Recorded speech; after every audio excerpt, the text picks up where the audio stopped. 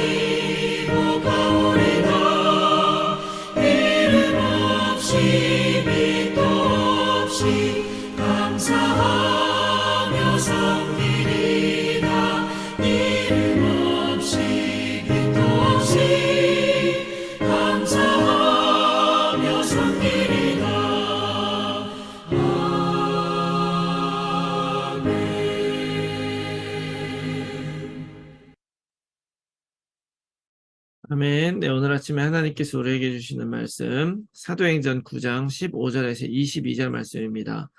사도행전 9장 15절에서 22절 말씀 제가 읽겠습니다.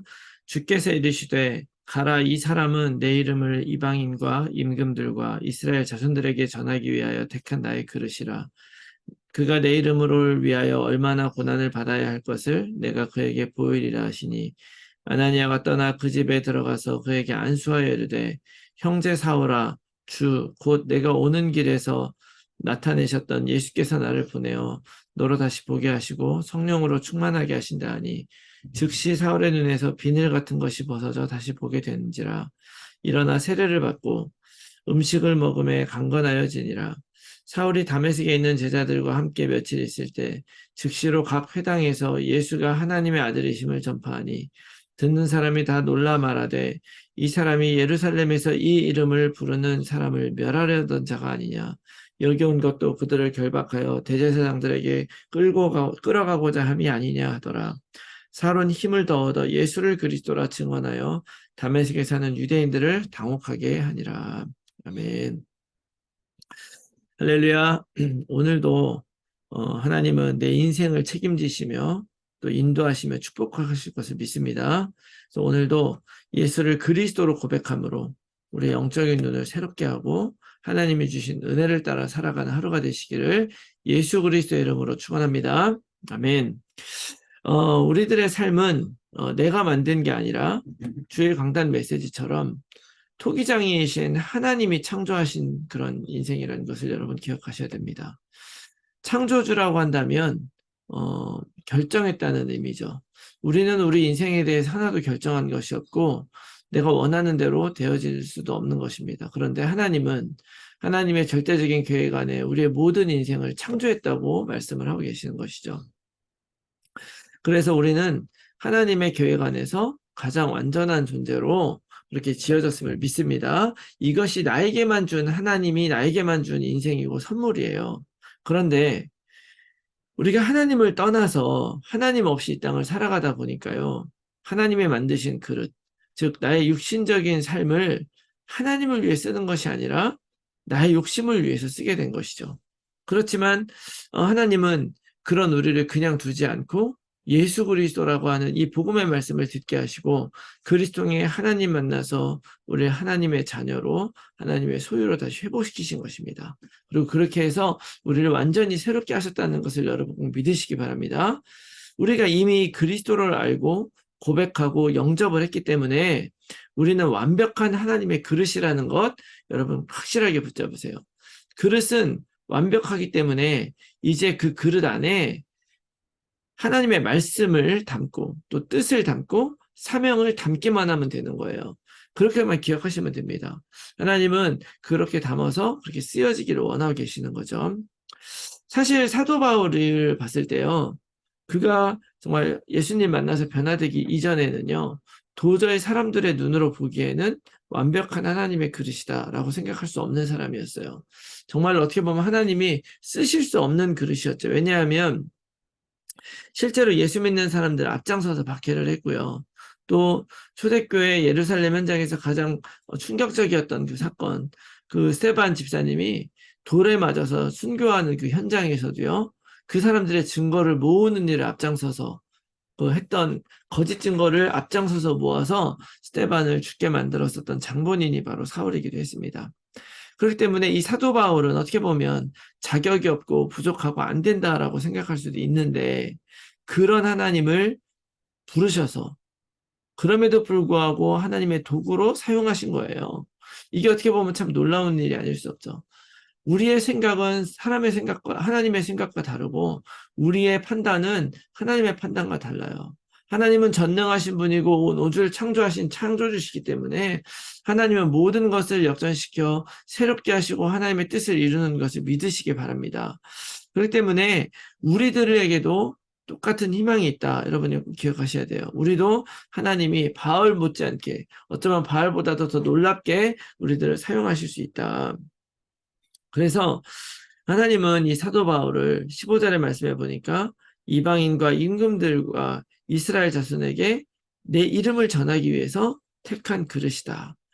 그런 전도를 위한 그릇으로 삼기로 결정하시고 이것을 전달할 아나니아에게 이 말씀을 해주신 거죠. 사실 사울을 생각을 해보면요, 다메섹 길 가는 동안에 환상 중에 예수님을 만났어요. 그리고 그것 때문에 이제 눈이 안 보이게 되었잖아요. 근데 이렇게 딱 됐을 때 여러분 이거 가지고 아, 내가 진짜 하나님이 부르셨구나. 하나님의 사명이 있구나. 내가 뭘 해야 되는 거야. 이걸 깨달을 사람은 없었을 거예요. 어떻게 보면 사도 바울도 당황했겠죠. 자기가 핍박하던 예수님이 환상 중에 나타났어요. 그래가지고 아, 이게 아니었구나 하고 돌이킬 기회도 없이 눈이 안 보이는 그런 장애를 얻게 되어버리니까 사도 바울이 얼마나 놀랐겠습니까? 그 뭘 어떻게 해야 되는지, 또 이게 도대체 어떻게 되는지 그냥 모르면서 얼떨떨하게 그저 내가 잘못 살았구나, 내가 믿었던 거 잘못되었구나, 이 정도 우리가 알았겠죠. 그런데 사실 아나니아가 오늘 말씀대로 하나님의 음성을 듣고 사도 바울에게 그 의미를 딱 전달해 주니까요. 제대로 하나님의 계획과 하나님의 말씀이 딱 전달되고 나니까 어떻게 됩니까? 사도 바울은 그 즉시로 20절 말씀해 보니까 그 즉시로 각 회당에서 예수가 하나님의 아들이심을 전파했다. 이렇게 얘기를 하고 있어요. 여러분, 우리가 진짜 변화되는 것은요, 하나님을 아는 거에서 변화되는 게 아니라 그 하나님의 말씀이, 그 하나님의 사명이, 그 하나님의 절대 계획이 내 마음속에 들어와서 내 마음속에 자리 잡고 각인될 때 우리들은 변화된다는 것 여러분 기억하시기 바랍니다. 하나님의 뜻을, 말씀을 알고 받아들이면요, 진짜 변해요. 하나님의 뜻은 무엇이고 하나님의 계획은 무엇이었겠습니까? 나를 하나님의 자녀로 먼저 부르시고요. 그래서 그 예수 그리스도를 고백함으로 날마다 임마누엘 누리며 살아갈 수 있게 하셨고요. 그 가운데서 이제는 예전과 다르게 새로운 눈으로 나의 모든 현실과 문제를 보는 거예요. 그렇게 보면서 감사하고 오히려 이것이 나의 현장인 것을 알고 거기서 내가 진짜 예수가 그리스도라는 거에 살아야 되겠구나라고 살면서 살다 보면 당연히 그거에 대한 응답이 오게 돼 있어요. 그 응답을 가지고 우리가 증거하게 될 때 우리는 제자가 되는 거죠. 제자가 돼서 살면서 나와 또 내 가족, 내 자녀, 또 내 이웃 살릴 증인으로 하나님이 부르셨다는 것, 그때 우리가 진짜 깨닫게 되는 것입니다. 이것을 우리가 진짜 알아야 되죠. 여러분 살다 보면 우리 인생에 참 많은 문제 있었을 수 있어요. 그리고 어려웠을 수 있고 내가 지금 겪고 있는 이 문제와 고난은 다른 사람은 알 수 없는 것이다 라고 생각할 수도 있어요. 그렇지만 여러분 우리가 다시 한번 생각을 해보면요. 이런 여러 가지 문제들은 나에게 없어야 될 일이 생겼던 것이 아니라 그게 그냥 있었던 게 아니라 그 문제들이 아니었다면 과연 우리가 지금 정말 이 복음이 정말 이렇게 처절하게 중요하고 나에게 완전한 답이라는 것을 정말 느끼고 붙잡을 수 있었겠는가 생각해 볼 때 이 모든 것들은 어떻게 보면 하나님이 오늘 우리들을 진짜 전도자로 또 복음 가진 사람으로 변화시키기 위해서 주신 어려움이다. 얼마나 우리가 변하기 어렵습니까? 우리의 어떤 자존심, 우리의 성격, 우리의 각인, 오랫동안 살아온 우리 삶에 배겨온 그런 습관들이 얼마나 바뀌기 어렵겠어요. 그 바뀌기 어려운 것을 바뀌기 위해 하나님이 줄 수 있는 그런 고난과 어려움은 당연히 클 수밖에 없죠. 그러나 이것을 하나님의 계획과 뜻 안에서 받아들일 때 하나님은 우리들을 그렇게 지금까지 인도해 오셨음을 깨닫게 되는 것입니다. 그러면 우리는 하나님의 자녀고 하나님의 백성 되는 거죠. 바로 이것이 말씀으로 또 하나님의 계획으로 내 인생이 변화되고 디자인되고 편집되는 것입니다. 사도 바울은 이렇게 변화가 되고 나서 다시 말하면 하나님이 자기 인생에 대한 이런 뜻을 가져오겠다는 것, 이거를 딱 받아들이고 나서요, 이제는 자기가 전도자로 살기로 결단을 하고 이제 사람들이 자기에게 무엇이라고 말하든지 상관없게 된 거예요. 그 전에 내가 무슨 일을 했었던가 상관없게 된 거예요. 부끄러울 수 있죠. 그리고 내가 무슨 그런 자격이 있어 생각할 수 있지만 그런 거 상관없이 이제부터는 오로지 말씀만 믿고 하나님 사명만 믿고 나아가는 그런 사람이 되었다고 하는 것이죠. 정말로 복음을 제대로 깨달았다면 실패하고 잘못할 수밖에 없는 그 나 자신, 그리고 실제로 실패하고 잘못했지만 그러나 그리스도가 십자가에서 나 대신 죽고 나를 새롭게 하셨기 때문에 진정 거듭나는 것이고 진정 새롭게 되는 것입니다.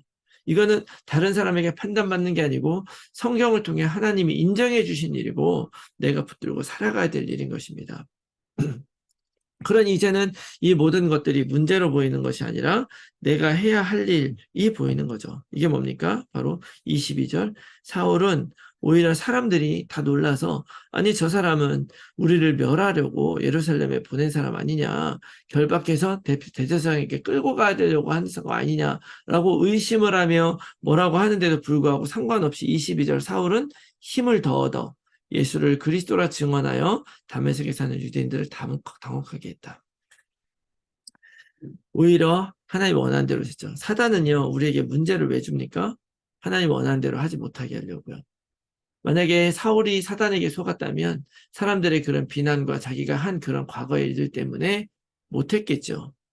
그러나 하나님은 우리 인생에게 어려움과 문제 주고 또 잘못된 실수, 하나님을 떠난 그런 부족한 사람으로 살게 하신 것은 그만큼 하나님의 은혜가 귀하고 놀랍고 크다는 것의 증인되라고 주신 것입니다.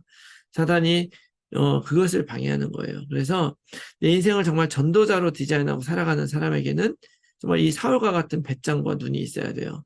진퇴양난의 문제가 와 있어도 거기에는 하나님의 계획을 붙잡고 그 하나님의 계획이 반드시 이루어질 것을 믿으며 미리 나아가서 누리는 것입니다.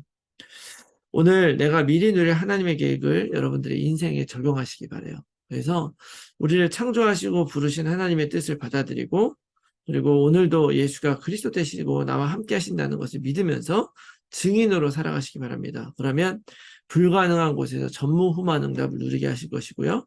그 응답을 놓고 증인으로, 또 날마다 그 증인으로 살아가면서 하나님의 인도받아 살아가는 그런 놀라운 삶을 사시는 여러분들이 다 되실 것입니다. 이거 놓고 기도하면서 오늘도 승리한 여러분들이 다 되시기를 예수 그리스도의 이름으로 축원합니다. 아멘. 자, 이 말씀 붙들고 우리가 함께 나눌 기도의 제목은요, 나를 하나님께서 자녀로 부르시고 그리스도의 제자로 삼아주시고 지금까지 인도하셨음을 믿고 더 확신 있게 제자의 길을 걸어가게 하옵소서. 날마다 말씀으로 내 삶을 돌아보고 편집하고 디자인하여 전무후무한 하나님의 응답의 증인으로 서게 하여 주시옵소서. 모든 성도들의 삶의 현장에서 말씀 운동에 결실을 맺는 전도자로 살게 하여 주시옵소서. 우리의 자녀들을 오직 그리스도로 살게 하시고 237 치유 서밋의 지도자로 살아가게 하여 주시옵소서. 불신자 자녀 또는 가족들이 복음 안에 들어올 수 있도록 성령께서 역사하시고 하나님의 시간표가 될 때까지 오직 약속 붙들고 기도하게 하여 주시옵소서. 몸이 아픈 분들의 여육간에 치유되어 힐링의 증인이 되게 하여 주시옵소서. 내 오래된 문제들을 해결되게 하시고 완전히 그리스도 안에 새로워져서 불가능을 가능으로 바꾸는 응답 25의 증인이 되게 하여 주시옵소서. 내 안에 보좌의 능력을 누리며 무한한 하나님의 능력 안에서 하나님의 것으로 세상 살리는 제자로 살아가게 하여 주시옵소서. 지속될 삶의 캠프를 통해서 사도 바울식 조직전대 열매 맺게 해주시옵소서. 위에서 기도해 주시고 오늘 하루도 승리한 하루 되시기 바랍니다. 우리 함께 기도하겠습니다.